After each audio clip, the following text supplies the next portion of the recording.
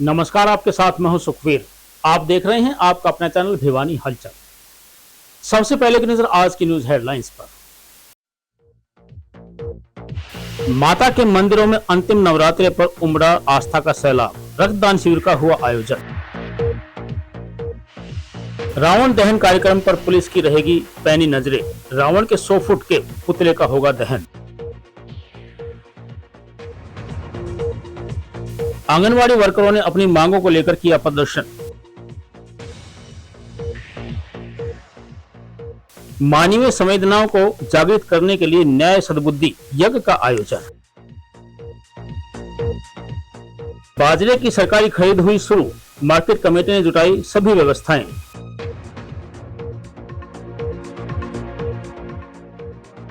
दो दिवसीय जिला स्तरीय स्कूली सांस्कृतिक महोत्सव का हुआ समापन।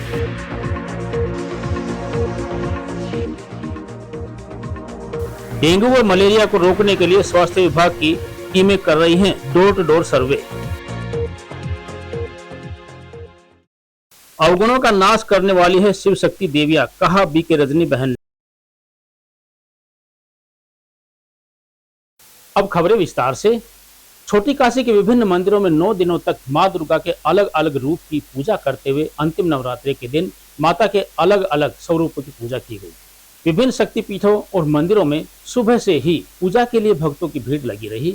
मंदिर कमेटी के द्वारा भक्तों को कतारों में माता के दर्शन करवाए गए।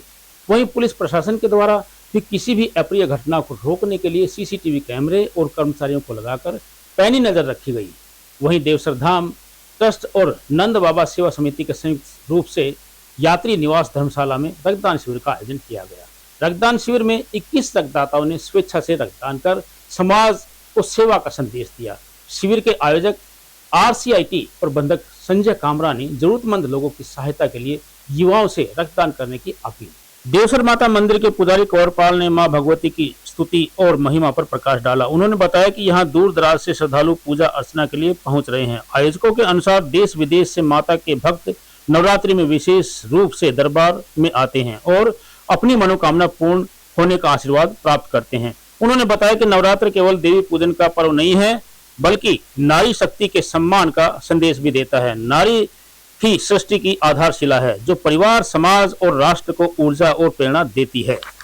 एकम से 9वीं तक बहुत ही अच्छा व्यवस्थाएं रही हैं और इसमें ट्रैफिक की लगाओ, पानी की लगाओ, भोजन की लगाओ, रहने की ठहरने की व्यवस्था लगाओ और माता रानी के दरबार में बहुत अच्छी तरह दर्शन करके लोग निकल रहे हैं और बहुत ही अच्छा लग रहा है सबको और कोई भी दिक्कत नहीं है किसी भी भगत को। इस बार 10 नवरात्रि में क्या बार एक नवरात्रा बढ़ा हुआ था, अब की बार 10 नवरात्रे थे और 10 नवरात्रे कोई विशेष दिन आते हैं और ये माता रानी के बहुत ही अच्छे माने जाते हैं जो 10 नवरात्रि होते हैं। तो हमारे यहाँ ट्रस्ट और देवसर गांव और आसपास का जो भी क्षेत्र है सभी का सहयोग रहता है और पूरे प्रशासन का सहयोग रहता है। अब की बार प्रशासन की तरफ से SP साहब, DSP साहब खुद मौजूद यहाँ सेवा के लिए खड़े हुए हैं नवरात्रों में, मेले के टाइम में, और कोई भी किसी यात्री को किसी भी प्रकार की कोई भी दिक्कत नहीं होने थी। ये हम प्रशासन का बहुत ही तहे दिल से धन्यवाद करते हैं। माता के दरबार में सुरक्षा के पूरे प्रबंध कर रखे हैं। लगभग 7-8 LED लगा रखे हैं, प्रत्येक ऑफिस में LED लग रही है और लगभग 50 के करीब कैमरे लग रहे हैं। उनमें सारी पूरी व्यवस्था है। सबसे पहले तो सभी भक्तों को जय माता की। ये माता के नवरात्रे 22 तारीख से स्टार्ट हुए थे और इस बार एक नवरात्रा ज़्यादा है तो टोटल मिला के 10 नवरात्रे हैं और यहाँ पर दूर दराज से, देश विदेश से बहुत सारे यात्री रोज़ाना दर्शन करने के लिए आते हैं। माता रानी के हर साल में 2 बार नवरात्रे लगते हैं। आसोज और चैत में सभी प्रबंध कर दिए हैं। माता रानी सभी की मेहरबानी सभी को पूरा करेगी, सभी की मनोकामना पूरी होगी और अपने सभी पुजारीगण सेवा कर रहे हैं। पूरा गांव ग्राम, पूरा ट्रस्ट, पूरा सभी सहयोग कर रहे हैं। किसी प्रकार की कोई भी नौबत नहीं है। पुलिस भी अपना काम कर रही है और नीचे ट्रस्ट भी अपना काम कर रहा है। सभी पुजारीगण मिल करके सारा काम कर। वहीं भोजावाली माता मंदिर, पहाड़ी माता मंदिर, काली मंदिर व दुर्गा कॉलोनी के दुर्गा मंदिर सहित अनेक मंदिरों व घरों में 10वें दिन पूजा अर्चना की गई। माता भोजावाली में 680 अखंड ज्योत जलाई गई। वहीं मंदिर की खासियत यह है कि भोजावाली माता मंदिर में हर दिन माता स्वरूप बदलती है और उसकी नाक बिंधी हुई है। ये भोजावल जो मंदिर है ये बहुत पुराना प्राचीन मंदिर है। जब भिवानी साहब तक से मंदिर है, लगभग 400-500 साल इस मंदिर को हो चुकी है बने हुए। और हर साल इसका भंडारा लगता है हर 6 महीने नवरात्रों में। आज मैया जी का आखिरी नवरात्रा है, सिद्धात्री माता के नाम से पूजी जाती है माता यहाँ पे। और माता की प्राचीन मूर्ति निकली हुई है, यही स्थापित है यहाँ पे ये। और अभी जी 680 के करीब जो चल रही है मैया जी की, और ये बढ़ती रहती है भक्तों के हिसाब से, कभी कम होती कभी बढ़ती है, लेकिन 600-650 लोग कम से कम चलती रहती है। माता की खासियत जो मैया जी की जो मूर्ति है प्राचीन मूर्ति है, प्राकृतिक मूर्ति है। और मैया जी की नाक है नेचुरली बंधी हुई है, नाक में छेद है मैया जी के, आराम से लेडीज की नस पहनती है प्लस नस पहन सकती है मैया जी। और इन्हीं की आंखों का स्वरूप ऐसा है जिसका मतलब कोई दर्शन मिलना नहीं सकता। बाबा जहरगिरी आश्रम के श्री महंत डॉक्टर अशोक गिरी महाराज ने 11 पंडितों के साथ वेद मंत्रों के उच्चारण और वैदिक रीति रिवाजों के बीच पूर्ण आहुति दी। श्री महंत ने कहा कि चंडी पाठ में 700 श्लोक होते हैं और इसी कारण इसे दुर्गा सप्तशती कहा जाता है। उन्होंने बताया कि 9 दिन चले इस अखंड जप व महायज्ञ का उद्देश्य जन कल्याण, पर्यावरण शुद्धि और विश्व शांति के संदेश को जन जन तक पहुंचाना रहा।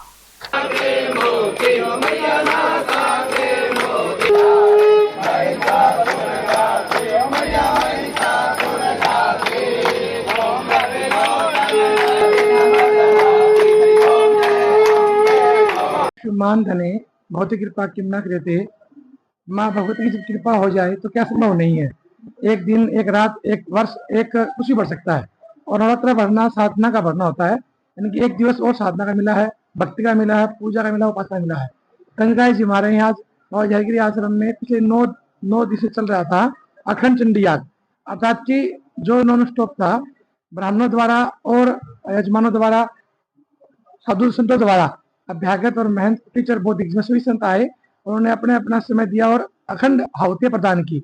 अगर हम एक दिन की आहुति की बात करें तो मोटा मोटी एक पाठ में 10 से 12 लोग बैठते थे और हर दिन 12 पाठ संभव थे 12 घंटों में, 24 घंटों में। तो इस प्रकार अगर हिसाब लगाएंगे तो लोग 1.25 से 1.5 लाख आहुतियां हुई है। 9 दिन में आज पूर्ण हुआ है अभी।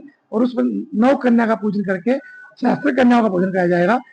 कन्या अधिकार और खेत का एक मंत्र माता जी का, कि कन्या स्वरूप में जो पूजा करते हैं सभी तरह के खेत उसके मिल जाते हैं, क्षो मिल जाते हैं। लेकिन बड़ी अभिनंदना की भारतवर्ष में कन्या पूजन करने के लिए भविष्य में कन्याएं आर्थिक बनानी पड़ेगी अगर आप भ्रूण हत्या करते रहे तो। वहीं रक्तदान शिविर का शुभारंभ देवसर धाम ट्रस्ट के प्रधान राजवीर सिंह तंवर ने किया। उन्होंने सभी रक्तदाताओं को बैज लगाकर माता रानी की प्रतिमा व नारियल भेंट कर सम्मानित किया। उन्होंने बताया कि हर वर्ष की भांति रामनवमी पर देवसर धाम ट्रस्ट और RCIT कंप्यूटर सेंटर के सहयोग से रक्तदान शिविर आयोजित किया जाता है। उन्होंने रक्तदान के बारे में बताया कि इससे बड़ा कोई पुण्य नहीं है। शिविर आयोजक RCIT प्रबंधक संजय कामरा ने बताया कि हर युवा को इस रक्तदान की मुहिम के साथ जुड़ना चाहिए और अपना रक्तदान कर इस पुण्य कार्य में अपना भरपूर सहयोग देना चाहिए। आज 1/10/2025 को national blood donation voluntary blood donation day है। इसके उपलक्ष्य में माननीय श्री नंदलाल जी कामरा की पुण्यतिथि के उपलक्ष्य में और यहाँ संजय कामरा जी और DC सर की चेयरपर्सन की हेल्प से हमने एक ब्लड डोनेशन कैंप आयोजित किया गया है और जिसमें बहुत से लोग युवाओं ने बढ़ चढ़कर हिस्सा लिया है। और जो दशहरे पर होने वाले रावण दहन पर सुरक्षा व्यवस्था को लेकर पुलिस की चप्पे चप्पे पर पैनी नजर रहेगी। SP सुमित कुमार ने बताया है कि असामाजिक तत्वों से सख्ती से निपटा जाएगा। श्री अग्रसेन रामलीला कमेटी के प्रधान विजय बंसल टैनी ने बताया कि इस बार भी दशहरा महोत्सव भव्य होगा और दर्शकों के लिए विशेष व्यवस्था की गई है। इस बार 100 फुट के रावण, मेघनाथ और कुंभकर्ण के पुतलों का दहन किया जाए। श्री अग्रसेन रामलीला कमेटी इस साल भी 3 दिवसीय संपूर्ण रामलीला और रावण दहन का आयोजन करवा रही है। कमेटी के प्रधान विजय बंसल टैनी ने बताया कि केवड़ीमल पार्क में 2 अक्टूबर को शाम 4 बजे अंतिम दिन रामलीला प्रस्तुत की जाएगी। इसमें कुंभकर्ण वध, मेघनाथ वध और अंत में रावण वध के प्रसंग मंचित किए जाएंगे। इसी दिन शाम के समय रावण दहन का भी आयोजन होगा। जयपुर की प्रसिद्ध कलाकार निष्ठा अग्रवाल अपने पारंपरिक नृत्य कार्यक्रम की प्रस्तुति देगी। उन्होंने बताया कि 2 अक्टूबर को मनाए जाने वाले दशहरा विजयदशमी पर्व पर 100 फुट के रावण, मेघनाथ व कुंभकर्ण के पुतलों का दहन किया जाएगा। रावण दहन कार्यक्रम में लगभग 12 लाख रुपए का खर्चा आया है।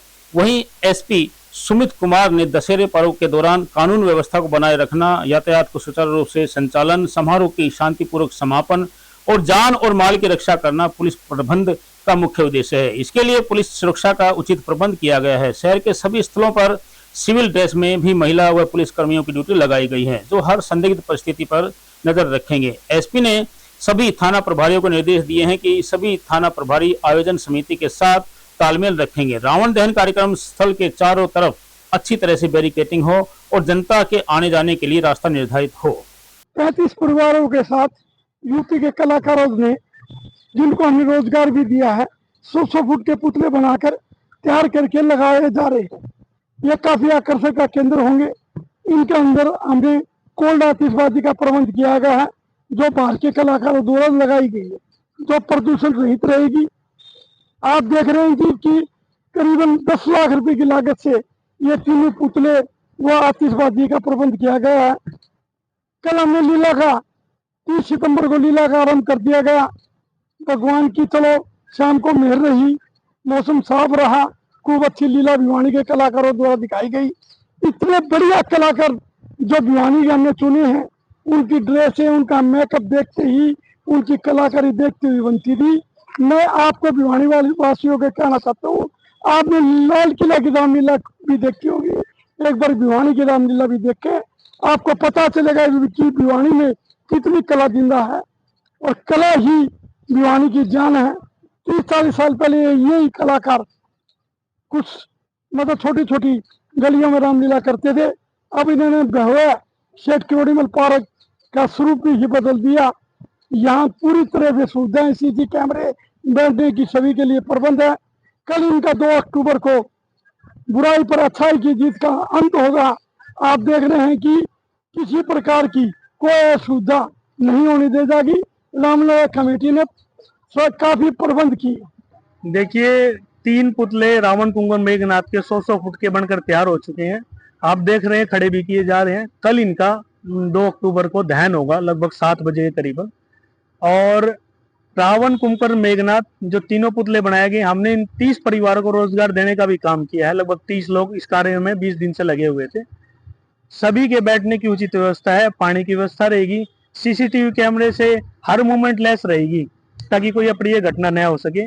जिला प्रशासन का पूरा हमें सहयोग मिला हुआ है और हम आप सभी भिवानी वासियों से अपील करते हैं कि कार्यक्रम में आए, कार्यक्रम को शांतिप्रिय ढंग से देखें और भाग भी लें। बिल्कुल सर, ये पर्यटन का आकर्षक केंद्र बना हुआ है।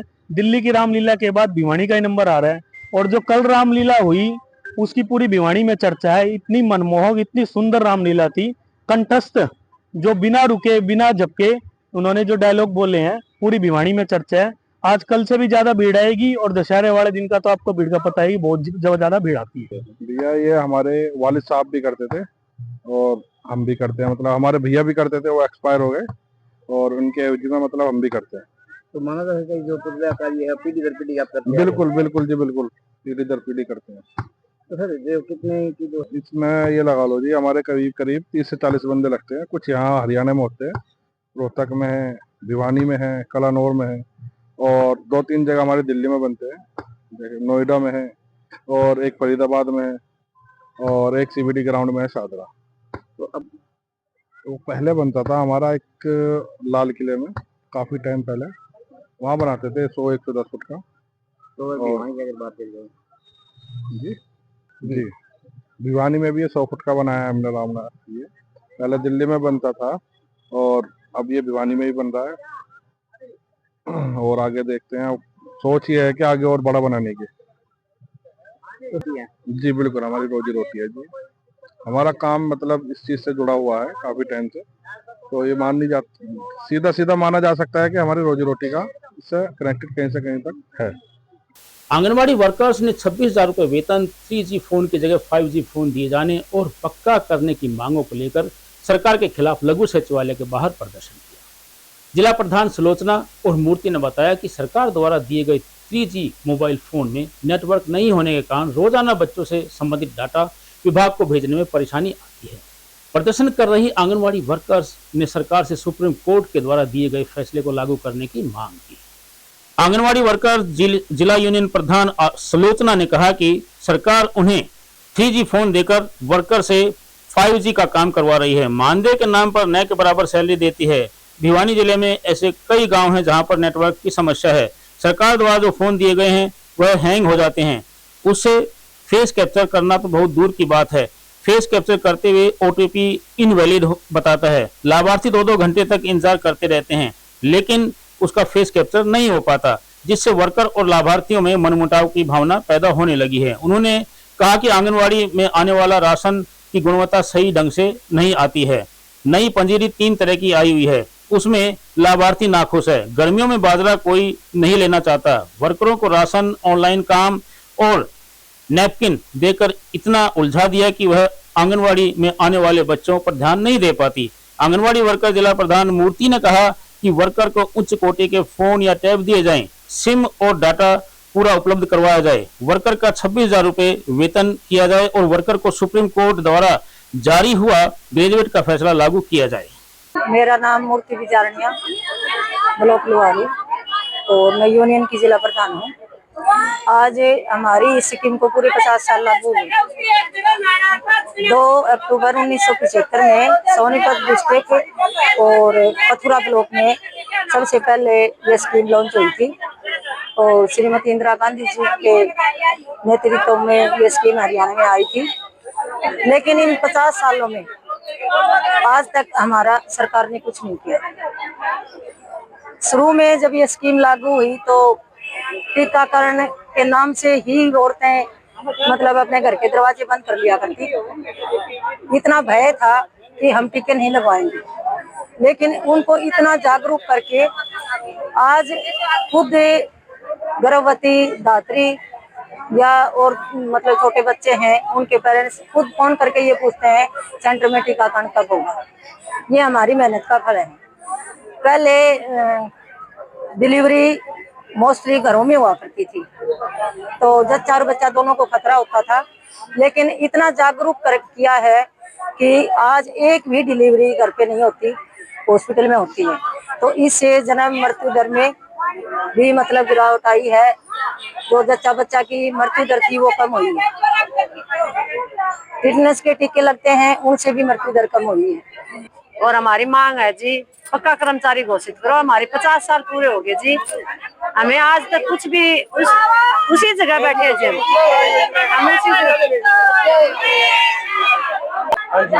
मैं जी बहल ब्लॉक आंगनबाड़ी वर्कर पर यूनियन की प्रधान हूँ, सुलोचना लांबा।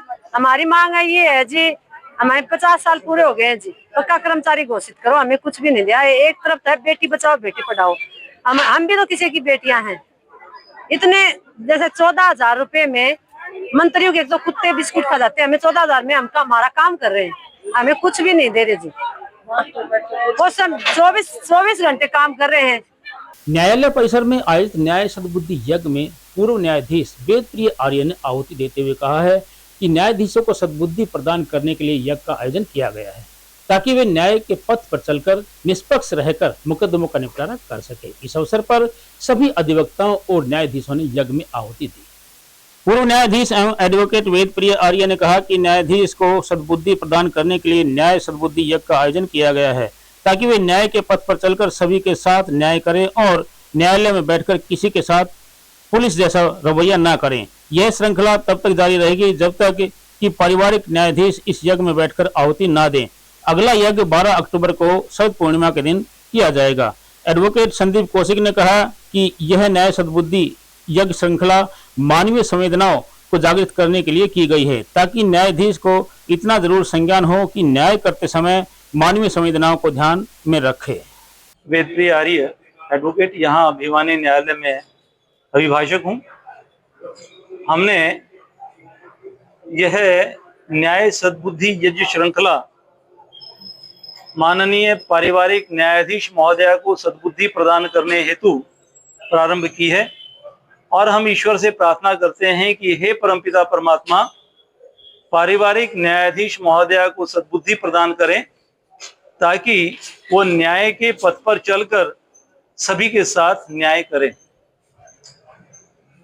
न्यायालय में बैठ कर के पुलिस जैसा रवैया किसी के साथ भी ना अपनाए।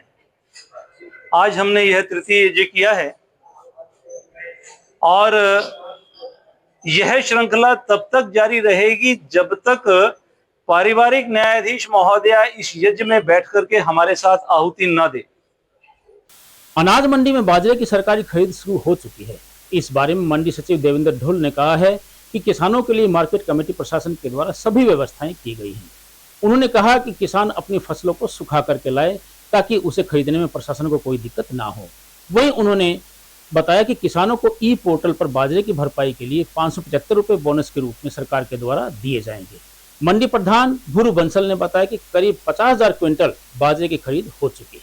मंडी सचिव देवेंद्र ढोल ने कहा है कि मंडी में किसानों के लिए गेट पास, तिरपाल, बिजली, पीने का पानी, सुलभ शौचालय जैसी तमाम व्यवस्थाएं की गई हैं ताकि किसानों को किसी प्रकार की समस्या ना हो। उन्होंने किसानों से अपील करते हुए कहा कि किसान बाजरे को सुखा करके लाएं क्योंकि पहले से ही बारिश के कारण नमी हो चली है। ऐसे में फसल बेचते समय कोई परेशानी ना हो, इसलिए नमी रहित बाजरा मंडी में लाकर आएं। वहीं निरीक्षण के लिए मंडी में पहुंचे अधिकारी ने बताया कि बाजरे की सरकार खरीद से पहले मंडी की व्यवस्थाओं का जांचा जा रहा है ताकि किसानों को दिक्कत ना हो। उन्होंने बताया कि प्रदेश की 6 मंडियों की व्यवस्था जांचने के लिए उनकी ड्यूटी लगाई गई है। नई अनाज मंडी प्रधान भूरू बंसल ने बताया कि नई अनाज मंडी में बाजरे की भारी आवक हो रही है।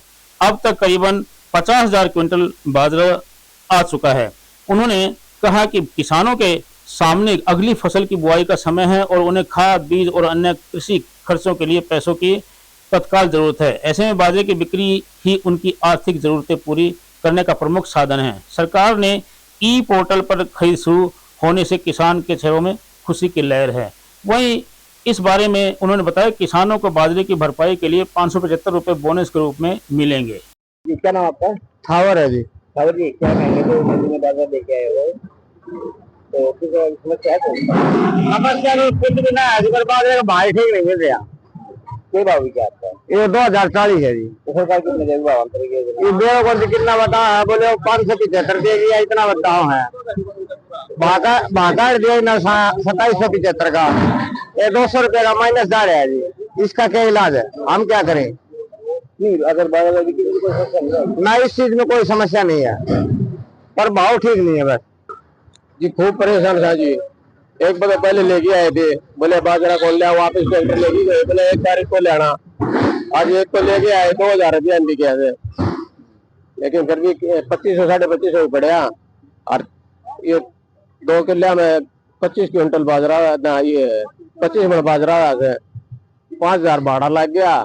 14,000 रुपये बिहारी कटाई के लेके बचे के जमींदार का। ये बताओ, मंडी में बाजरा लगभग 50,000 क्विंटल के आसपास आ चुका है और जो मंडी में बाजरा आया था गवर्नमेंट के FAQ के अनुसार नहीं था, क्योंकि ज़्यादा बारिश हुई है जिसके कारण बाजरे की जो क्वालिटी है वो PDS में देने लायक नहीं थी। इसलिए गवर्नमेंट ने सेकंड ऑप्शन निकालते हुए किसानों को ई खरीद के माध्यम से जो किसान अपना बाजरा बेचेगा उसको भावांतर जो गवर्नमेंट खरीदेगी उसी हिसाब से 575 रुपए उस किसान को भी जो प्राइवेट को बेचेगा उसको भी मिलेगा, बशर्ते उसने मंडी में लाकर ई खरीद के माध्यम से अपना बाजरा बेचना पड़ेगा। और उस व्यवस्था को चालू चलाते हुए आज मंडी में बाजरे की खरीद स्टार्ट करवा दी गई है। प्राइवेट जो खरीदार हैं वो बाजरे को खरीदने लग रहे हैं। किसी भी किसान को ये सोचने की जरूरत नहीं है कि बाजरा नहीं बिक रहा। कोई भी किसान भिवानी मंडी में आ सकता है, अपना जो ई खरीद पर गेट पास कटवा कर और अपना बाजरा बेच सकता है। इसके अलावा मंडी में हमने किसानों के लिए खाने की व्यवस्था की हुई है। अटल किसान कैंटीन जो है हमने खोली हुई है। 10 रुपए में हर किसान को लंच की सुविधा उपलब्ध कराई गई है। इसके अलावा पीने की पानी की व्यवस्था है, बैठने की व्यवस्था, रेस्ट हाउस की व्यवस्था है और बिजली की व्यवस्था है। सभी व्यवस्था हमारे द्वारा दुरुस्त कर दी। मॉडल संस्कृति सीनियर सेकेंडरी स्कूल में आयोजित सांस्कृतिक धरोहर मूल्य व पर्यावरण पर आधारित प्रतियोगिता के अंतिम दिन विभिन्न खंडों के बच्चों ने भाग लेकर अपनी प्रतिभा को दर्शाया। कार्यक्रम के मुख्य अतिथि घनश्याम सर्राफ ने कहा है कि शिक्षा के साथ साथ ऐसी प्रतियोगिताओं से बच्चों को अपनी प्रतिभा व संस्कृति को निखारने का मौका मिलता है। उन्होंने विजेता प्रतिभागियों को नगद पुरस्कार व प्रमाण पत्र देकर सम्मानित किया। 2 दिवसीय जिला स्तरीय सांस्कृतिक महोत्सव 2025 के समापन समारोह के मुख्य अतिथि विधायक घनश्याम सर्राफ रहे। कार्यक्रम की अध्यक्षता जिला शिक्षा अधिकारी निर्मला दयानी की। विशिष्ट अतिथियों के रूप में जिला मौलिक शिक्षा अधिकारी सुभाष भारद्वाज, विशेष रूप से उपस्थित रहे। जिला समन्वयक श्री संजय सैनी ने जानकारी दी कि 2 दिनों तक चले इस महोत्सव में 1000 से अधिक बच्चों और अध्यापकों ने सक्रिय रूप से भाग लिया। उन्होंने सभी 4 विधाओं में प्रथम स्थान प्राप्त करने वाली टीमों को आगामी राज्य स्तरीय सांस्कृतिक महोत्सव में भिवानी जिले का प्रतिनिधित्व करने का मौका मिलने की बात कही। मुख्य अतिथि ने सांस्कृतिक गतिविधियों के माध्यम से बच्चों को मंच प्रदान करने के लिए शिक्षा विभाग के प्रयासों की सराहना की और विजेता छात्रों को बधाई दी। आज जिला स्तरीय कल्चरल फेस्ट का दूसरा दिवस था। आज 9 से 12 तक के बच्चों ने प्रस्तुति दी है। सभी खंडों से 4 विधाओं में 3-3 टीमें आई हैं। आज भी 12 से 84 टीमों ने अपनी जो है यहाँ दस्तक दी है और हर बच्चा एक से बढ़कर एक अपनी प्रस्तुति दे रहा है और इसमें वो सभी चीजें बड़ी अच्छी परिलक्षित हो रही हैं जिनको बच्चे आजकल जानते भी नहीं है, जो प्रचलन से बाहर हो गई हैं। और सबसे अच्छी बात है कि ये जो रागनी की विधा है इसमें हम अपने जो है अतीत के हुए बहुत सारे वाक्यों को देख पाते हैं, सुन पाते हैं। बच्चे कहीं ना कहीं प्रत्यक्ष या परोक्ष रूप से अपनी संस्कृति के नजदीक आ रहे हैं। तो सरकार का ये सराहनीय कदम है और बच्चे और उनके ऊपर मेहनत करने वाले अध्यापकों ने अपनी कला को बच्चों के माध्यम से स्टेज के ऊपर प्रदर्शित किया है। मैं उनको शुभकामनाएं देती हूँ। क्या कहेंगे देखिए, ये कल्चरल फेस्ट जो है हमारे हरियाणा एजुकेशन डिपार्टमेंट ने बच्चों का एक प्रतिभा खोज जो है निकालने के लिए कदम रखा है। पिछले कई सालों से ये प्रोग्राम हो रहे हैं और विभिन्न सरकारी स्कूलों से हम बच्चों की खोज कर रहे हैं, चाहे वो रागनी हो, स्किट हो, ग्रुप डांस हो, फोक डांस हो, तो ये बच्चे निखर के बाहर आते हैं। आज जैसा कि आपको विदित है कि 575 बच्चों ने यहाँ भाग लिया है और काफी भीड़ है। विभिन्न स्कूलों से यहाँ पर बच्चों ने अपना उद्गार। ये जो कला उत्सव है ये बच्चों को अपनी ग्रामीण संस्कृति, अपनी जड़ों से जोड़ने का काम करता है। रागिनी एक इतना महत्वपूर्ण सांस्कृतिक धरोहर है हमारी, जो बच्चों को पुरानी कथा कहानियों से जोड़ती है, मार्मिकता भरती है, इंसानियत भरती है। तो ये जो प्रोग्राम है ये सिर्फ कोई प्रदर्शन नहीं है, ये बच्चों के विकास का एक बेहतरीन तरीका है। इससे हम अपनी संस्कृति से जुड़ते हैं, इससे इंसानियत, मानवता का विकास होता है और आज का जो बच्चा है वो भविष्य का नागरिक है, तो वो एक अच्छा इंसान उभर के हमारे सामने आता है। तो कला के साथ साथ इंसानियत का विकास भी हम इन उत्सवों के माध्यम से करते हैं। सरकार का बहुत अच्छा प्रयास है इनके माध्यम से बच्चों को अपनी संस्कृति से जोड़ने का, उनकी प्रतिभाओं को निखारने का और उन्हें एक अच्छा इंसान बनाने का। आज के इस कार्यक्रम का मुख्य उद्देश्य है हरियाणा संस्कृति से बच्चों को अवगत कराना। दूसरा, जो पढ़ाई के साथ साथ बच्चों में अनेक तरह की प्रतिभाएं छुपी होती हैं, इस प्रकार के कार्यक्रमों से उनकी छुपी हुई प्रतिभाओं को बाहर लाना और उसको में निखार लाना और उस प्रतिभाओं को अन्य बच्चों में साझा करना, ऐसे कर्मों का मुख्य उद्देश्य है। और जो पीछे जो हरियाणा के कल्चर जो संस्कार थे उनसे बच्चे दूर जाते जा रहे हैं, उन संस्कारों को दोबारा से बच्चों के अंदर लाना। भिवानी में मच्छर जनित बीमारी के मरीजों की संख्या दिन प्रतिदिन बढ़ती ही जा रही है। स्वास्थ्य विभाग से प्राप्त आंकड़ों के अनुसार डेंगू के मरीजों की संख्या 15 और मलेरिया के मरीजों की संख्या पहले की अपेक्षा 3 गुना हो चुकी है। सीएमओ डॉक्टर रघुवीर सांडेले ने बताया कि इन बीमारियों की रोकथाम के लिए जिले के 34 स्वास्थ्य केंद्रों पर रैपिड रिस्पांस टीमों का गठन किया गया है। ग्रामीण और शहरी क्षेत्रों में स्वास्थ्य विभाग की 134 टीमें घर घर जाकर सर्वे कर रही है। उन्होंने बताया कि स्वास्थ्य विभाग कर्मचारी डेंगू व मलेरिया के मरीजों की निरंतर जांच करके उन्हें चिकित्सा सुविधा प्रदान कर रहे हैं। जिले में डेंगू मरीजों की संख्या 15 और मलेरिया के मरीजों की संख्या 3 गुना हो गई है। ऐसे में अगर समय रहते सावधानी नहीं बरती गई तो स्वास्थ्य के लिए नुकसानदायक साबित होगी। हालांकि स्वास्थ्य विभाग की टीम फील्ड में काम करती नजर आ रही है। मच्छर जनित बीमारियों से बचाव के लिए जिले में एंटी लार्वा अभियान और फीवर मास्क सर्वे जारी है। सीएमओ डॉक्टर रघुवीर सांडेले ने बताया कि इसके अलावा जिले में 400 से अधिक जगहों पर गंबूजिया मछली छोड़ी गई हैं। जल भराव को ध्यान में रखते हुए 34 स्वास्थ्य केंद्रों पर रैपिड रिस्पांस टीमों का गठन किया गया है। प्रत्येक स्वास्थ्य केंद्र पर पर्याप्त मात्रा में दवाइयों का स्टॉक और विशेष किट भेजी गई है। आमजन से अपील है कि स्वास्थ्य में दिक्कत आने पर नजदीकी स्वास्थ्य केंद्र में जाकर अपनी जांच करवाए। जिले के शहरी और ग्रामीण क्षेत्र में स्वास्थ्य विभाग की 164 टीमें डोर टू डोर सर्वे में जुटी हुई हैं। इसमें वेक्टर बोर्न डिजीज और वाटर बोर्न डिजीज की पेशेंटों का हमने इस सीजन में संख्या बढ़ जाती है, तो हमारे जितनी IMA के डॉक्टर हैं, हमारे PHC CHC के डॉक्टर, सभी को बता दिया गया है कि ये जो बीमारी है नोटिफाइबल डिजीज है, सभी का टेस्ट किया जाए और कंफर्मेशन के बाद हमारे जो DSO को इनको इन्फॉर्म करें। इस प्रकार जो हमारे पूरे भिवानी में जो डेंगू के जो केस हैं वो 15 हैं और मलेरिया के 3 केस हैं, और इसमें जो हाउस टू हाउस विजिट करते हैं इसके लिए हमारे 164 हमारी टीम बने हुए हैं, और इसकी जो anti larval activities house to house team कर रही है, और जो हमारी एंटी लार्वल के साथ साथ में जो गंबूजिया फिश है वो 324 तालाबों में हमने डाल रखी है। खास करके जो बाढ़ प्रभावित एरिया है जैसे कि सांगवान है, हमारे जताई है और दरियापुर है, जहाँ पर भी बाढ़ इफेक्टेड एरिया है वहाँ के सरपंच से मिल करके वहाँ पर हमने गंबूजिया फिश डाली है, और जो पानी यूज नहीं होता है वहाँ पर लोगों को और हमारी टीम के द्वारा काला तेल डाला जा रहा है।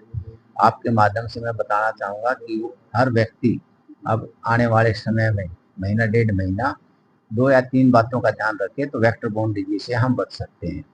वो 2-3 बातें क्या है, वो तो सुबह शाम जो हम घूमने जाते हैं तो अपने शरीर को ढक करके और पूरे स्लीव के कपड़े पहन करके घूमें। दूसरा, हमारे जो आसपास का जो एरिया है जिसमें कूलर है, कोई खाली बर्तन है, कोई पुराने हमारे प्लास्टिक के बर्तन है, मिट्टी के बर्तन है, उनको देखें कि उसमें पानी तो इकट्ठा नहीं है। अगर उसमें पानी इकट्ठा है तो उसको साफ करके अच्छी तरह उसको ड्राई करें, तो आसपास में ड्राई डे बनाएं, और जो ज़्यादा पानी है तो उसमें मिट्टी का तेल या काला तेल डाल करके उसको रखें ताकि इसमें लार्वा है तो सांस नाले इसके अंदर ही मिल जाए। रुद्रा कॉलोनी के प्रजापिता ब्रह्मा कुमारी ईश्वरीय विश्वविद्यालय के दिव्य भवन में नवरात्रि का पावन पर्व धूमधाम के साथ मनाया गया। दिव्य भवन के संचालिका BK रजनी बहन ने नवरात्रि के आध्यात्मिक रहस्यों को बताया। कार्यक्रम के मुख्य अतिथि हमारा अपना फाउंडेशन के अध्यक्ष सचिन जैन ने कहा कि हमें आध्यात्मिकता को अपनाकर अपने जीवन को सुख शांति और खुशहाली से भरपूर बनाना चाहिए। खड़क से पहुंची BK उषा बहन ने बताया कि नवरात्रि के तुरंत बाद बुराई पर अच्छाई की विजय के प्रतीक के रूप में दशहरे के त्योहार को मनाया जाता है। प्रजापिता ब्रह्मा कुमारी ईश्वरीय विश्वविद्यालय दिव्य भवन रुद्रा कॉलोनी की संचालिका BK रजनी दीदी ने नवरात्रि का आध्यात्मिक रहस्य बताते हुए कहा कि वास्तव में देवियों के अलंकार और देवियों का जीवन गुह्य रहस्यों से भरा हुआ है। सभी देवियों के नाम भी गुणवाचक नाम हैं। वहीं खड़क से पहुंची BK उषा बहन ने स्पष्ट किया कि नवरात्रों के ठीक बाद में दशहरा भी मनाया जाता है, तो देवियों का रावण के अंत से क्या संबंध है।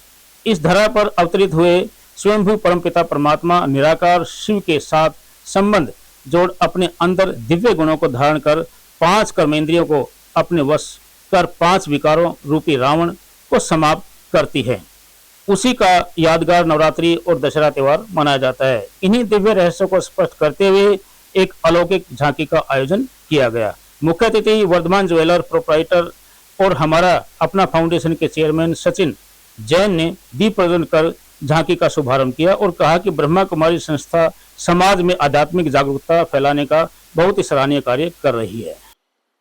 ब्रह्मा कुमारी रुद्रा कॉलोनी भिवानी द्वारा 2 दिनों के लिए चैतन्य देवियों की झांकी इस कार्यक्रम का आयोजन किया गया है। जिन देवियों का हम 9 दिन आह्वान करते हैं, उपवास करते हैं, जिनकी हम अखंड ज्योति जलाते हैं, उन्हें वास्तव में शिव शक्ति के नाम से पुकारा जाता है। तो 9 दिन एक एक शक्ति का, यानी जैसे संतोषी सिखलाती है कि हमें संतोषी माता जैसा जीवन के अंदर संतुष्टता का गुण धारण कर लेना चाहिए। शैलपुत्री माँ हमें सिखाती है कि हमें अंगद के समान अचल और अडोल रहना चाहिए। ऐसे ही माँ लक्ष्मी हमें ये संदेश देती है कि हम जितना धन का दान करते हैं उतना ही धन बढ़ता है। और अब चलते चलते भारत एक ऐसा देश है जो हजारों वर्षों से सांस्कृतिक और आध्यात्मिक परंपराओं से जुड़ा हुआ है। यहाँ के पर्व में केवल धार्मिक अनुष्ठान ही नहीं होते, बल्कि उनके जीवन दर्शन और सामाजिक संदेश भी निहित होते हैं। साल 2025 में ऐसा ही एक ऐतिहासिक अवसर सामने आ रहा है। 2 अक्टूबर को महात्मा गांधी जयंती, लाल बहादुर शास्त्री जयंती और विजयदशमी एक साथ मनाई जाएगी। गांधी और शास्त्री जयंती हर साल 2 अक्टूबर को निश्चित रूप से आती है, जबकि विजयदशमी हिंदू चंद्र कैलेंडर के अनुसार बनी रहती है। इस बार का संयोग केवल तिथियों का मेल नहीं है, बल्कि लाभ का संगम है। महात्मा गांधी का नाम भारत नहीं है, बल्कि पूरी दुनिया में शांति, अहिंसा और सत्य के प्रतीक के रूप में लिया जाता है। मोहनदास करमचंद गांधी ने अपने जीवन को साधारण वस्त्र, सरल सभ्यता और उच्च आदर्शों के लिए समर्पित कर दिया। उनका विश्वास और असहयोग आंदोलन भारत की मील का पत्थर साबित हुआ।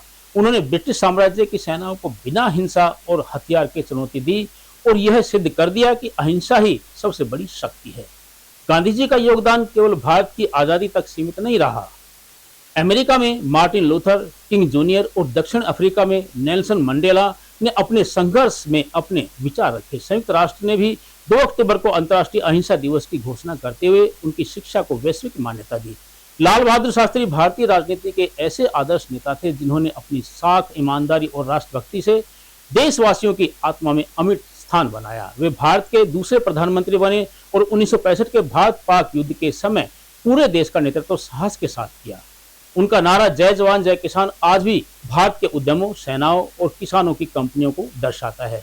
विजयदशमी भारत का एक प्रमुख त्योहार है जो हर वर्ष आश्विन मास की 10वीं तिथि को मनाया जाता है।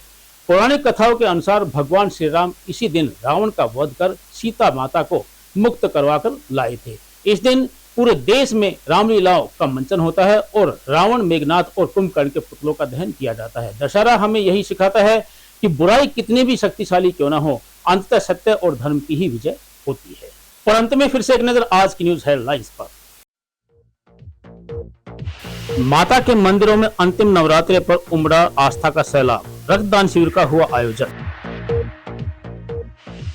रावण दहन कार्यक्रम पर पुलिस की रहेगी पैनी नजरें, रावण के 100 फुट के पुतले का होगा दहन। आंगनवाड़ी वर्करों ने अपनी मांगों को लेकर किया प्रदर्शन। मानवीय संवेदनाओं को जागृत करने के लिए न्याय सद्बुद्धि यज्ञ का आयोजन। बाजरे की सरकारी खरीद हुई शुरू, मार्केट कमेटी ने जुटाई सभी व्यवस्थाएं।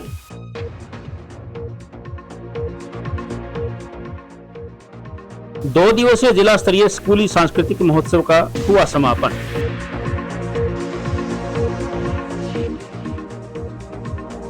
डेंगू व मलेरिया को रोकने के लिए स्वास्थ्य विभाग की टीमें कर रही हैं डोर टू डोर सर्वे। अवगुणों का नाश करने वाली है शिव शक्ति देविया, कहा बीके रजनी बहन ने। अब मुझे दीजिए इजाजत, देखते रहिए आपका अपना चैनल भिवानी हलचल।